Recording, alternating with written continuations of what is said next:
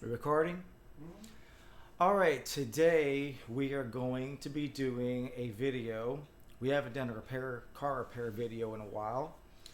And today we have a video that I think can do a lot of people a lot of good, because it has to do with two check engine codes. And this video can actually it applies to all Fords, no matter what make, model, and year they are, because I've got a 97, and they don't even make it anymore, but of all the mechanics that I've talked to and other videos that I've watched, all the Fords are pretty much the same. Parts may look different, but the alignment's the same, the configuration's the same, but it's still the same two parts.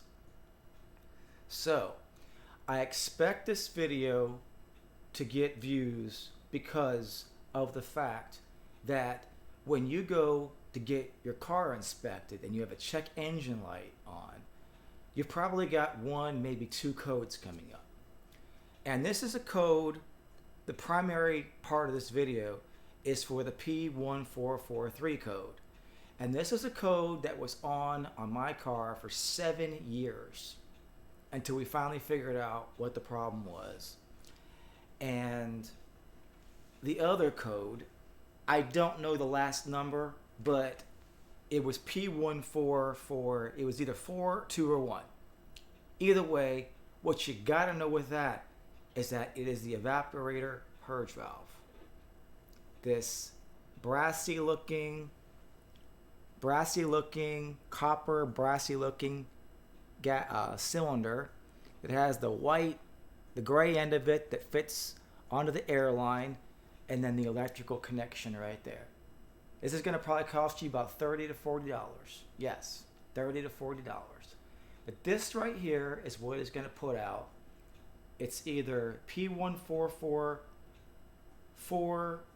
P1442, or P1441.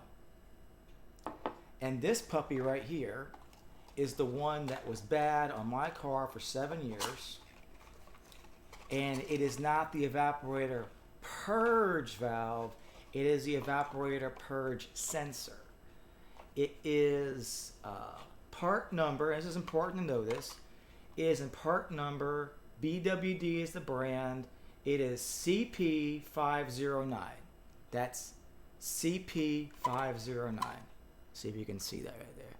CP509. And this applies to more than just the Ford. If you have a check engine code on and it has to do with your emissions, one of these two codes is probably going to be the thing. And here is what, because I can't draw a very good picture of this, here is what the evaporator purge valve sensor looks like. Okay? It's got your electrical connection right there, right? And then on both sides, you can see it connects to the airline. All right. Now, what's unique about this video is, I got the idea from another YouTube video, he actually doesn't even look at the car. It is easy enough to just use a camera and draw a picture and show the parts. Okay, so that's the evaporator purge valve sensor. Put it right there. All right, so what I've gone and done is I've gone and drawn a picture. And I can tell you exactly what you've got to do to solve your problem if you are getting a P1443 code. This is for your evaporator purge valve sensor. Okay? Several years ago, we got rid of one of the codes when we replaced, and this is your battery right here. Here's your battery. And there's the plate that your battery sits on. What you've got to do this job, and if you're in a hurry, if you have a half an hour, you're not going to get this done. You probably need an hour, okay?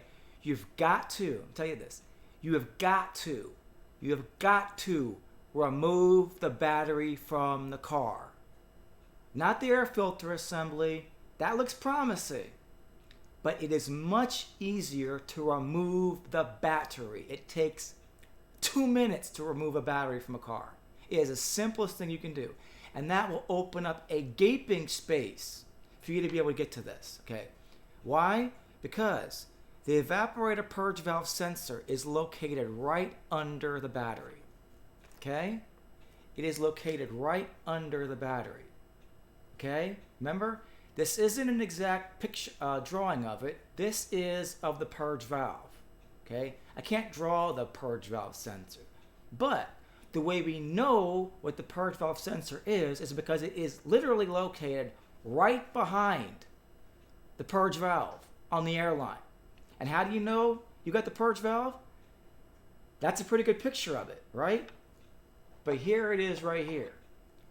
This is what your evaporator purge valve looks like, and it is impossible to mistake it with anything else. It is a brass canister with the gray tubing on top and the electrical connection on the bottom. Okay?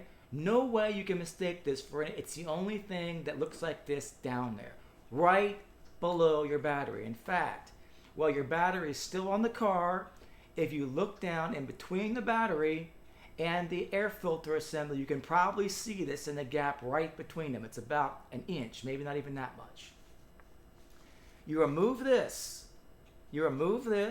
and you probably should replace the air lines too, because there's an air line on both sides that's about maybe 2 inches long or 3 that you should disconnect from whatever they're attached to and take it to the store and get the tubing that you need and this part.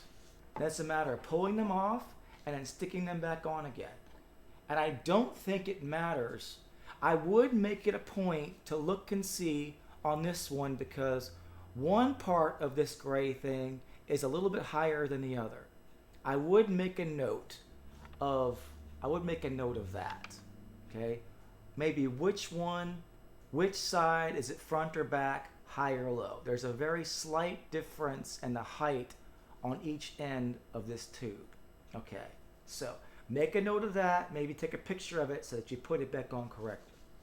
Okay, and like I said, right here, it's almost directly under the battery. Right here is the evaporator purge sensor, and it has this tubing that connects it to the purge valve, and you can totally disconnect it, right?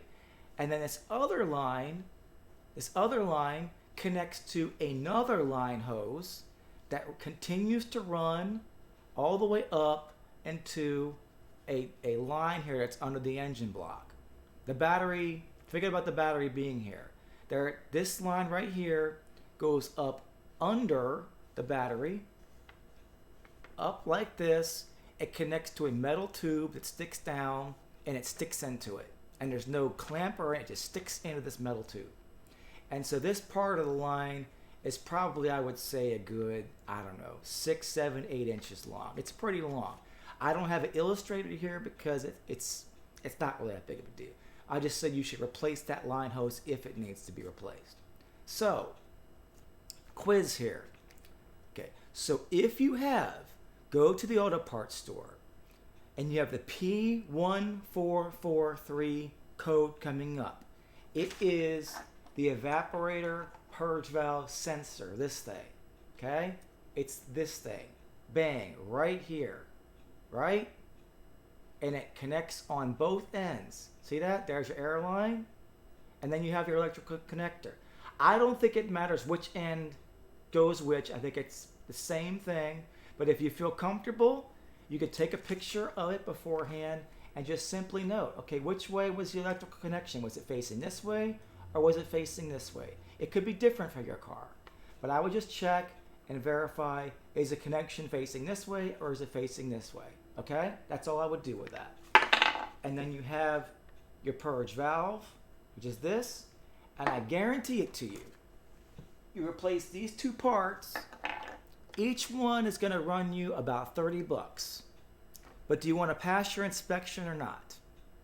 Okay?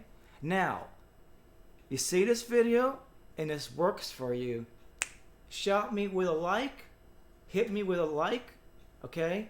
And maybe subscribe to my channel, okay? And I hope, I really, really hope this will do you some good. But, and the thing is that I just thought about this. P1443 and the other one may not be that code on your make and model car. But it should say evaporator purge valve and evaporator purge valve sensor. And it's right smack under the battery in a lot of cars. So, hope this video did you some good, and I cannot emphasize enough, do not go after your air filter assembly. It is just a pain in the butt. It takes 2 minutes. It takes a minute to disconnect the 2 posts of your battery, and yes, you must disconnect 2 posts because you gotta get the battery out of there. And anytime you disconnect an electrical connection, you should disconnect the voltage to the battery. So disconnect the posts, get the battery out of there, and this job is easy as pie. Thanks and have a great day.